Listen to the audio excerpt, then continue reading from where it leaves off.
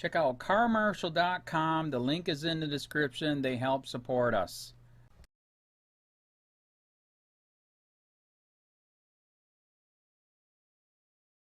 On Thursday, February 26, 2014, Detective Aaron Williams and I of the Major Crimes Unit were assigned a case to investigate.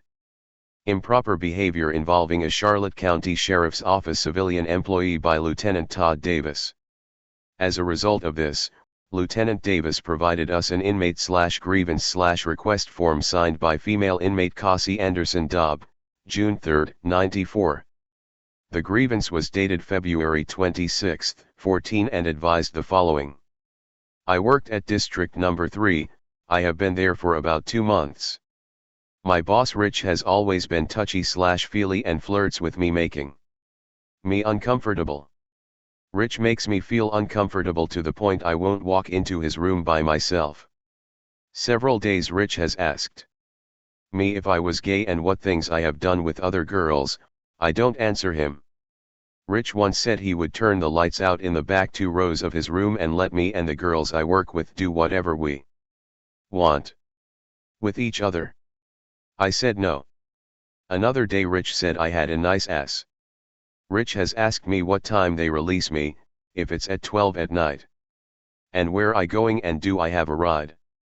He tickles me, touches my shoulders and arms as well. More recently it has been so bad, at this point I am so uncomfortable I had to say something so it doesn't happen to the next person. The above is a summary of the letter written by Kasey Anderson.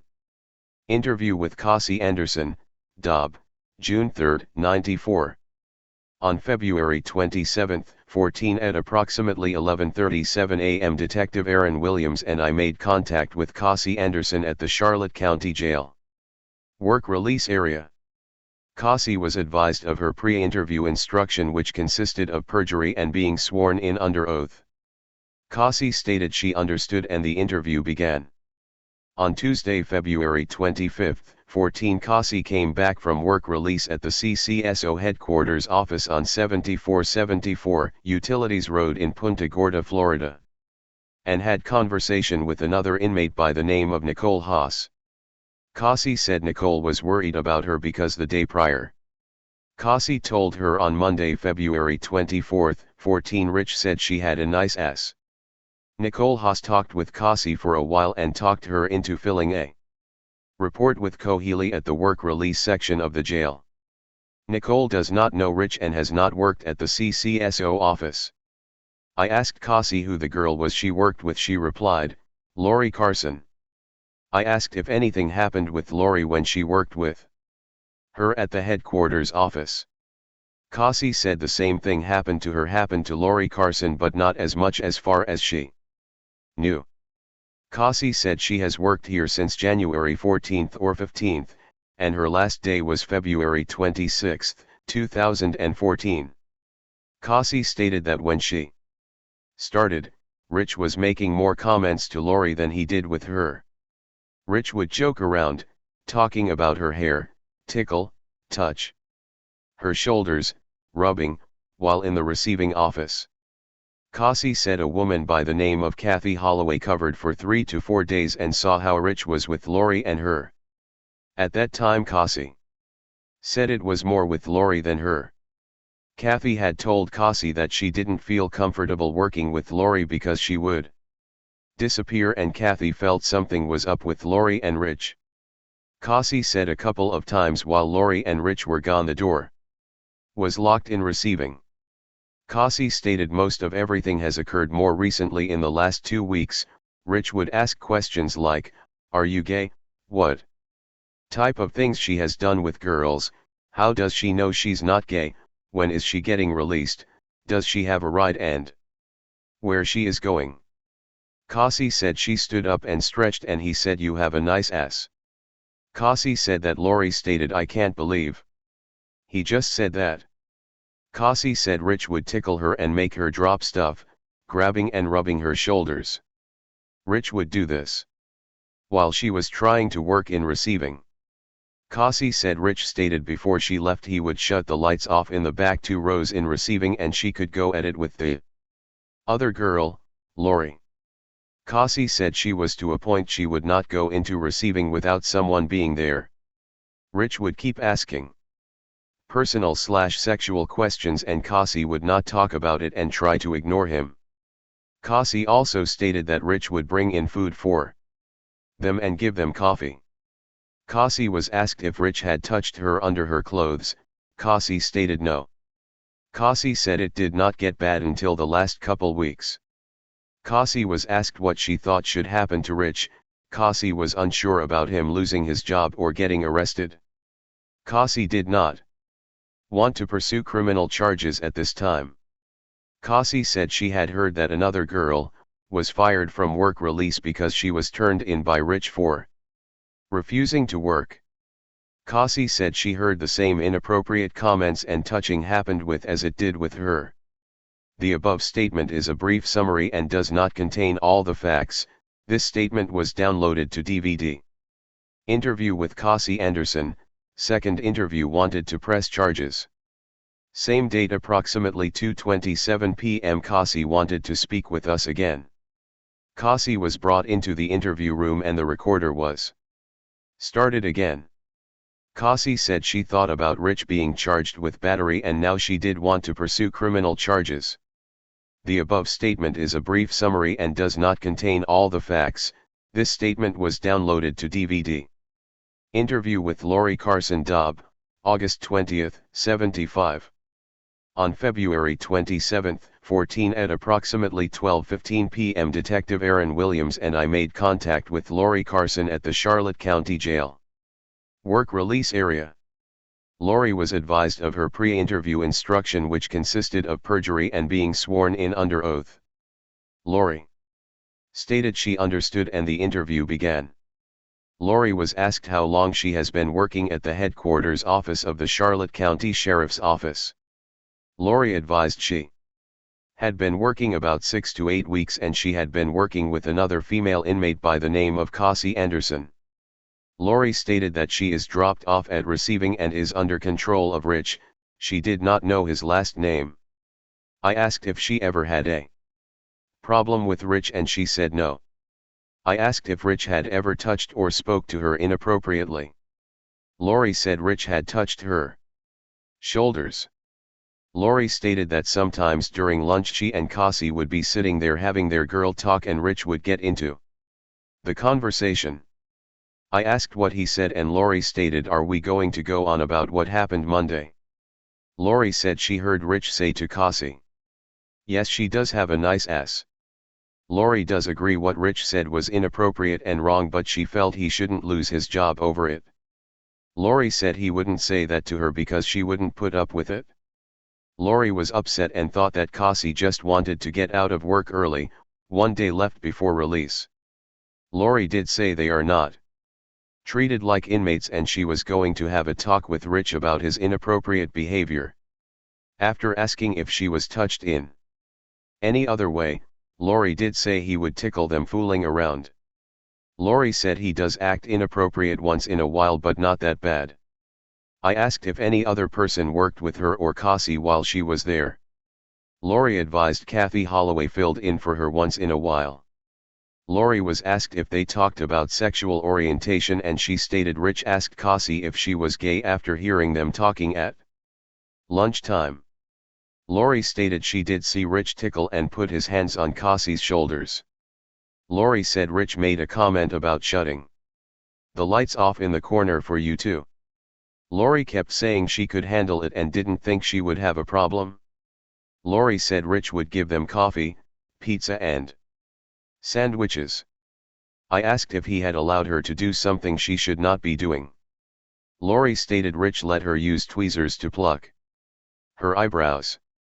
Lori said there is inappropriate conversations occurring and she was glad we were addressing it, and again she said she was going to say something to Rich herself. The above statement is a brief summary and does not contain all the facts. This statement was downloaded to DVD. Interview with Kathy Holloway, Dobb, April 28, 63.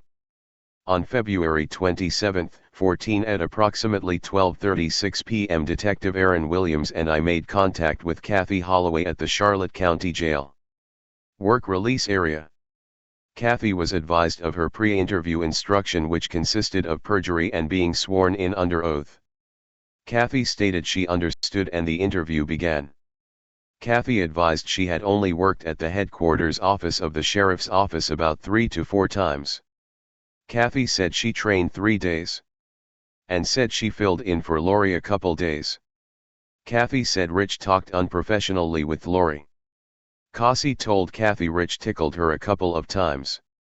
Kasey said she had heard Rich talking to Lori unprofessionally, but Kasey could not remember exactly what was said. Kasey was asked if it was sexual in nature and Kasey stated yes it was. Kasey did not see any inappropriate behavior and only heard some talking. One time she heard Rich say to Kasey he was going to shut off the lights before she leaves. Kasey thought he was talking about something sexual in nature. Kasey said nothing ever happened to her and she feels she could hold her own and set Rich straight if something happened. Kasey said she could not believe how he was talking to the other girls, but she could not remember what he said exactly. The above statement is a brief summary and does not contain all the facts. This statement was downloaded to DVD. Interview with Nicole Haas, Dobb, March 7, 72. On February 27, 14 at approximately 12:49 p.m. Detective Aaron Williams and I made contact with Nicole Haas at the Charlotte County Jail. Work release area. Nicole was advised of her pre-interview instruction, which consisted of perjury and being sworn in under oath. Nicole stated she understood and the interview began. Nicole advised back in November of 2013 another inmate who had worked at the headquarters office with Rich came back and told her that Rich was making inappropriate comments. He would also touch, tickle/rubbing shoulders, her, making her feel uncomfortable. Would tell Nicole this guy, Rich, is a creep and makes her feel uncomfortable. Nicole said this went on for about a month. Nicole stated she did not know Rich and never worked over at the sheriff's office headquarters building. Nicole said got a DISP line report, because Rich reported she refused to work. Nicole said that was not true, but she didn't know exactly what happened. Nicole said she has known Kasey since she was small and Kasey confided in her about Rich saying she had a nice ass. Nicole said Kasey was afraid to say something but convinced Kasey to say something because the same thing happened to. Nicole said Kasey relayed to her, when she left work on Monday, the garage door opened and she stretched. Rich said to her, "You do have a nice ass." Kasey also told her about him asking if she was gay and telling her he would shut the lights off and let Kasey and Lori go at it. The above statement is a brief summary and does not contain all the facts. This statement was downloaded to DVD. INTE view with. On February 27, 14 at approximately 4:45 p.m. Detective Lieutenant Todd Davis and I made contact with at her home on Port Charlotte, Florida, was advised of her pre-interview instruction, which consisted of perjury and being sworn in under oath. Stated she understood and the interview began. Stated that she started working at the Charlotte County Sheriff's Office in September/October 2013 and worked till January 12, 2014 as an inmate on work release. I asked if anything occurred while she was there.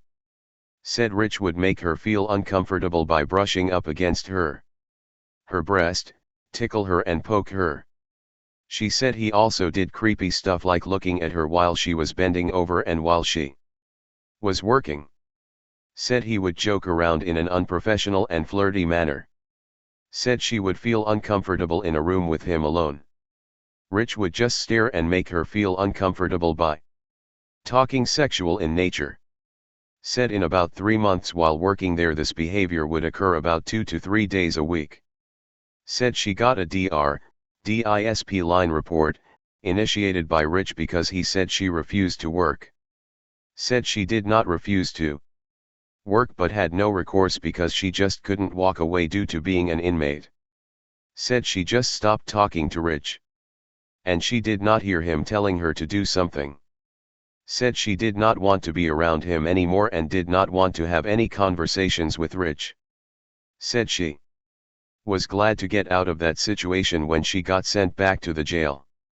Stated she didn't report it because she figured she was just an inmate and no one would listen to her.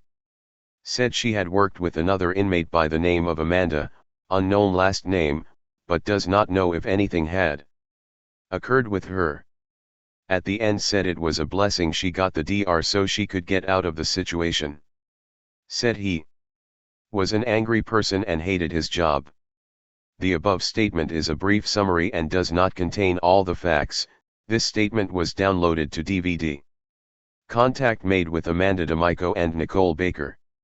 On February 28, 14, Detective Aaron Williams and I made contact with Amanda D'Amico at her home on 199 Salem Avenue, Port Charlotte, Florida. Amanda was advised we were conducting an investigation regarding Rich Fuhrer, her boss, while she was working her work release program from the CCSO jail. Amanda D'Amico was the Amanda identified by in her statement through work release records provided by the jail. Amanda advised she had not had any problems with Rich while she worked at the CCSO headquarters and did not want to provide any statement. Detective Williams and I then went to 21027 Purcell Avenue, Port Charlotte, Florida to make contact with Nicole Baker. Nicole was not home, and I left a message on the door with my business card for her to contact me. On Monday, March 3, 14, after the weekend, I received a message to call Nicole Baker. I spoke with Nicole and advised her we were conducting an investigation regarding Rich and wanted to know if anything occurred while she was working at the CCSO headquarter office. Nicole advised nothing occurred with Rich while she was working there and she did not want to provide any statement. Attempted contact with Dodie Alberton and Molly Jo Anderson. In regards to the above past inmates, I attempted to contact both subjects and confirm the addresses.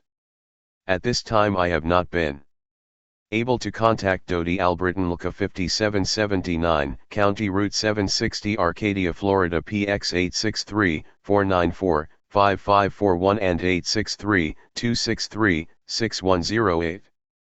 Also I have not been able to contact Molly Jo Anderson, Luca 5224, 32nd Street, Apartment B, Bradenton, Florida, PX 941-567-6457, 941-585-1008. Interview with Richard J. Fuhrer. On March 4, 14, a statement was obtained from Richard Fuhrer Dobb, July 21, 59, while he was working his scheduled shift as a civilian employee of the Charlotte County Sheriff's Office. Mr. Fuhrer was asked to come to the Major Crimes Office down the hall and speak with Detective Aaron Williams and myself. Mr. Fuhrer was advised of the allegations made by several female Charlotte County Jail inmates, one in particular who wanted to pursue criminal charges. Mr. Fuhrer was advised of the pre-interview instructions, which consisted of perjury and being sworn in under oath. Mr. Fuhrer was also advised of his rights under Miranda, which he stated he understood and wanted to provide a tape-recorded statement. Richard Fuhrer's taped statement while under oath admitted to touching, poking, and tickling Kasey Anderson Dobb, June 3, 94, who was an inmate working a pre-release workday. This occurred between the dates of February 10 and February 26, 2014. The victim, Kasey Anderson, advised in a sworn statement that she was touched, poked, and tickled on several occasions by Richard, and he said she had a nice ass. Richard in his statement did admit he said Kasey had a nice ass, but he said didn't mean it in a derogatory way. The above is a brief summary of the interview obtained from Richard J. Fuhrer. It does not contain all the facts. The statement has been downloaded to DVD and placed into ASUS. Summary. All the above inmates that provided a statement regarding this investigation have positively identified Rich as the Charlotte County Sheriff's Office employee who works in receiving and is in charge of them when they are here working. All advised when anything occurred they were here as inmates from the Charlotte County Jail on a work release program. Inmates Kasey Anderson, Lori Carson, and have made it known that Rich at receiving has inappropriately spoken to them sexually, tickled them, poked them, and rubbed their shoulders while they were working at CCSO headquarters located at 7474 Utilities RD, Punta Gorda, Charlotte County, FL. Inmates Nicole Haas has not worked at the sheriff's office but has been approached by 2 inmates, and Kasey Anderson about inappropriate behavior by Rich from receiving at the CCSO headquarters. Inmate Kathy Holloway did work at the sheriff's office headquarters building for a short time and did witness some of the inappropriate conversations by Rich from receiving. Inmates Amanda D'Amico and Nicole Baker both advised nothing had occurred with them and they never observed anything while they were working at the CCSO headquarters. Both did not provide a statement. Inmates Dodie Alberton and Molly Jo Anderson have been released and we are unable to locate either one of them at this time. Attempts were made by phone to contact them using numbers provided by the jail but were unsuccessful. None of the inmates who provided statements accused Rich of going under their clothing or touching in genital area. The closest was saying he brushed up against her breast but she did not know if it was accidental. The above statements are brief summaries and do not contain all the fact and personal feelings of the person providing the statement. All have been downloaded to DVD. I Detective Kevin T. Connolly, have probable cause that Richard J. Fuhrer Dobb 07-21-59 did commit the crime of battery by intentional touching or striking, under Florida State Statute FSS 784.03, 1, a. Statements obtained by victim, Kasey Anderson and statements made by Richard J. Fuhrer admitting the touching of Kasey Anderson while she was working at 7474 Utilities Road Punta Gorda, Charlotte County, Florida. At this time I request the charges of simple battery under FSS 784.03, 1, a, be issued by the court.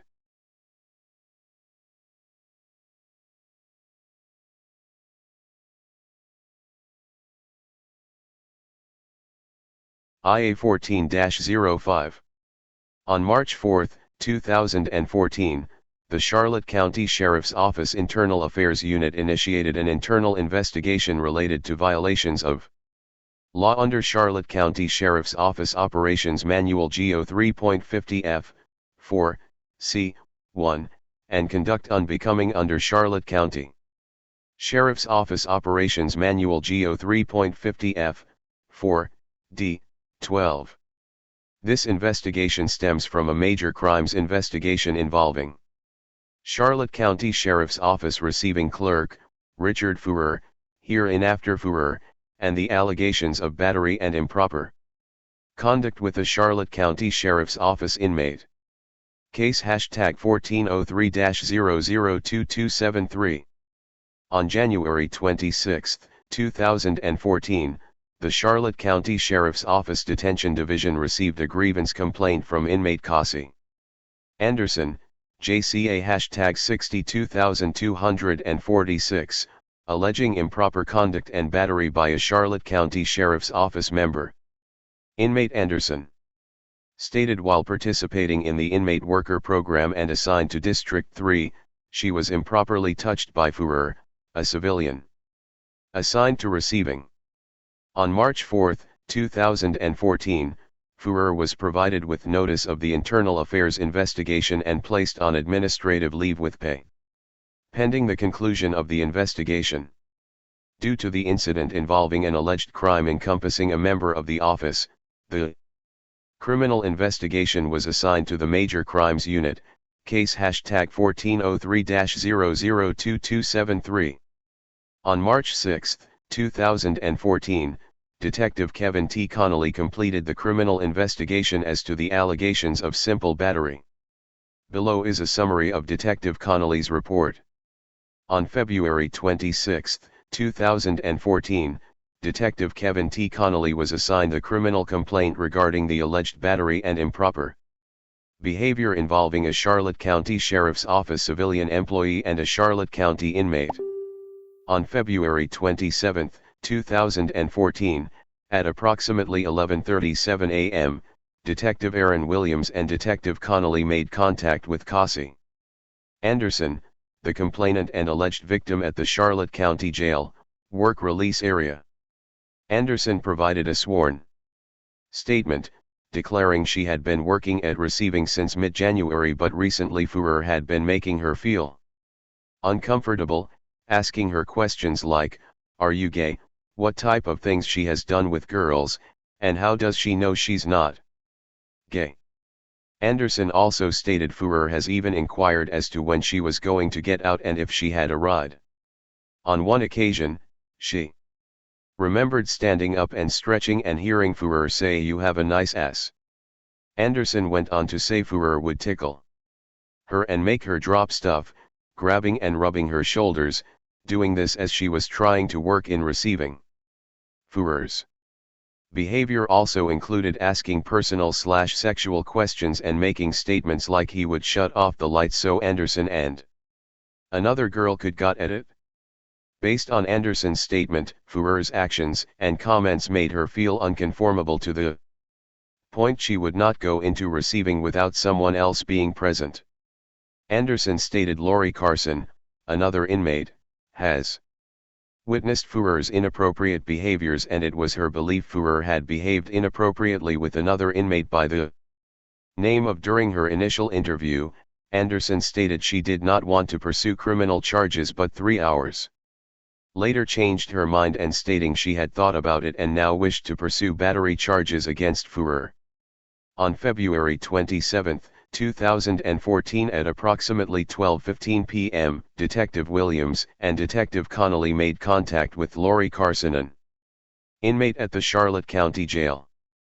Carson provided a sworn statement detailing her knowledge of Anderson's complaint along with her observation of Fuhrer's behavior. Carson stated as an inmate worker, she had been assigned to work at the Charlotte County Sheriff's Office headquarters building, more specifically the receiving office. During this time she had the opportunity to work with Anderson and Fuhrer. Carson was asked if she had been inappropriately touched by Fuhrer, which she stated Fuhrer had touched her shoulder and would interject himself in private conversations she was having with Anderson. Carson also acknowledged Fuhrer had told Anderson, "Yes, she does have a nice ass." Carson also admitted to being tickled by Fuhrer and heard Fuhrer say he would turn off the light for them. Anderson and Carson stated the conversations were inappropriate and was glad to see it was being addressed. On February 27, 2014 at approximately 12:36 p.m., Detective Williams and Detective Connolly made contact with Kathy Holloway, an inmate at the Charlotte County Jail. Holloway provided a sworn statement in regards to her knowledge of the allegations. Holloway stated while participating in the inmate worker program, she had the opportunity to work at the sheriff's office where she overheard Fuhrer speaking unprofessionally with Carson. Holloway could not remember exactly what was said, which she understood to be improper. Holloway denied seeing any inappropriate behavior between Fuhrer and the other inmates. On February 27, 2014 at approximately 12:49 p.m., Detective Williams and Detective Connolly made contact with Nicole Haas, an inmate at the Charlotte County Jail. Haas stated she had been approached by another inmate worker, who expressed concern as to how Fuhrer was interacting with the inmate. Based on Haas' statement, Fuhrer would tickle/rubbed in addition to making inappropriate comments, making uncomfortable. Haas also stated Anderson had informed her Fuhrer had made comments about her rear end. On February 27, 2014 at approximately 4:45 p.m., Lieutenant Todd Davis and Detective Connolly made contact with at her home. Provided a sworn statement in regards to the incident. Stated while as an inmate at the Charlotte County Sheriff's Office Jail, she participated in the inmate worker program and was assigned to receiving, where she had the opportunity to work with Fuhrer. Stated Fuhrer would make her feel uncomfortable by brushing up against her breast, tickling her and poking her. Also stated Führer would stare at her as she was bending over. Stated the situation made her feel uncomfortable and was glad when her privileges were removed due to a discipline report. During the course of the investigation, 4 other subjects were identified as possible witnesses: Amanda D'Amico, Nicole Baker, Dodie Albritton and Molly Jo Anderson. On February 28, 2014, Detective Williams and Detective Connolly made contact with D'Amico at her home address. D'Amico stated, while at the Charlotte County Jail she had the opportunity to participate in the inmate worker program and was assigned to work at the receiving office with Führer. D'Amico stated she did not have any problems with Führer and did not want to provide a statement. On March 3, 2014, Detective Williams made phone contact with Nicole Baker, who stated nothing occurred while she was working with Führer and refused to provide a statement. As it relates to Dodie Albritton and Molly Jo Anderson, Detective Connolly noted he attempted to contact both subjects but was unsuccessful. On March 4, 2014, Detective Williams and Detective Connolly made contact with Führer at his assigned post, receiving. Führer was asked to come down to the Major Crimes Office, where he provided a sworn taped statement in reference to the allegations. During his interview, Führer admitted to touching, poking, and tickling Anderson, who was an inmate participating in the worker program. This occurred between the dates of February 10 and 26, 2014. Führer also admitted to making the comments regarding Anderson having a nice ass, but added he did not mean it in a derogatory way. Richard Führer was positively identified as the Charlotte County Sheriff's Office employee who works in receiving and was in charge of the inmate workers. At the conclusion of the criminal investigation, Detective Connolly determined he had probable cause that Richard Führer did commit the crime of battery and submitted a warrant request to the state's attorney's office for simple battery under Florida State Statute 784.03(1). On March 6, 2014, Richard Führer met with Captain Robinson and provided Captain Robinson with a memo resigning his position with the office. On March 19, 2014, Detective Connolly received notice from the state's attorney's office informing him the state's attorney's office had denied the warrant due to insufficient evidence to prove a criminal charge beyond a reasonable doubt. Conclusion: I have reviewed the criminal case summary provided by Detective Connolly, all witness statements, Charlotte County Sheriff's Office. General Order 3.50, the policy governing guidelines for appropriate conduct/disciplinary procedures, along with the sworn statement provided by receiving clerk Richard Führer. This investigator went out to answer two questions. Did receiving clerk Richard Führer violate any policy when he inappropriately touched and made inappropriate comments to a Charlotte County inmate under his care and control? Did receiving clerk Richard Führer violate any laws by intentionally touching or striking a Charlotte County Sheriff's Office inmate against her will while the inmate was in his care and control? The criminal investigation revealed there were multiple Charlotte County Sheriff's Office inmates and prior detainees alleging they had witnessed receiving clerk Richard Führer make inappropriate comments in their presence. Witnesses also alleged Richard Führer made inappropriate physical contact with one of the inmate by tickling and poking her while she was under his direct control and supervision.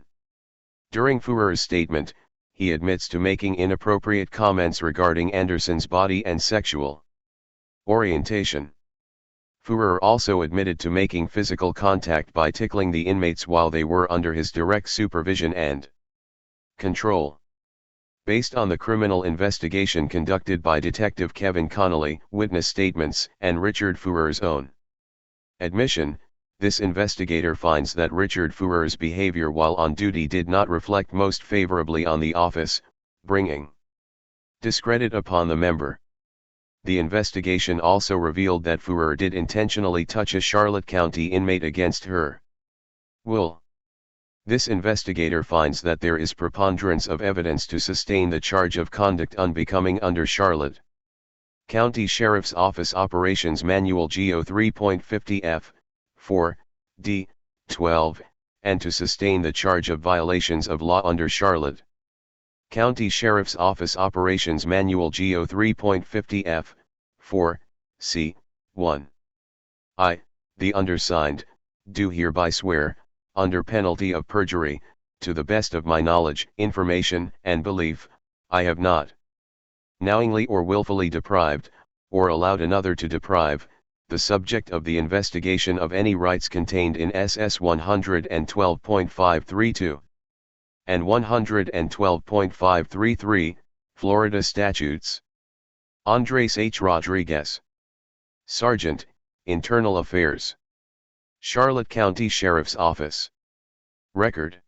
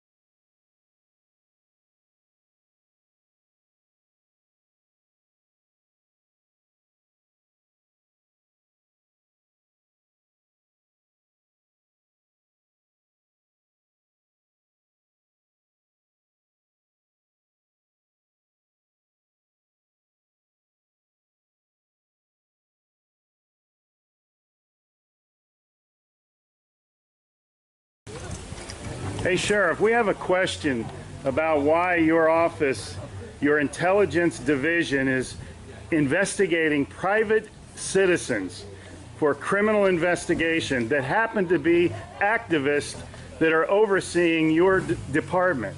Why would you have your intelligence division investigate private citizens? We have done... for life hating so much.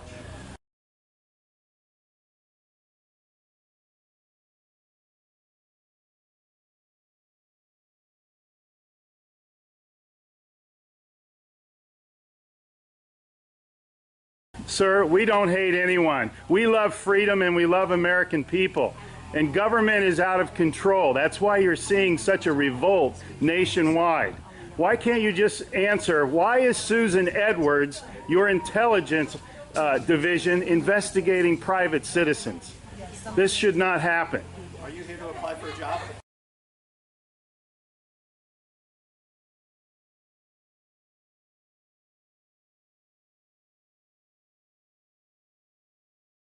Possibly I might be applying for a job, but that's irrelevant to my question. Why would you ask that question? Well, enjoy the fair. Okay. Excuse me. Excuse you? Excuse me, sir. So those of you that haven't Wow. been on a bike before, we're Sheriff's just getting a little too pushy. You work for us, Sheriff. Just keep that in mind.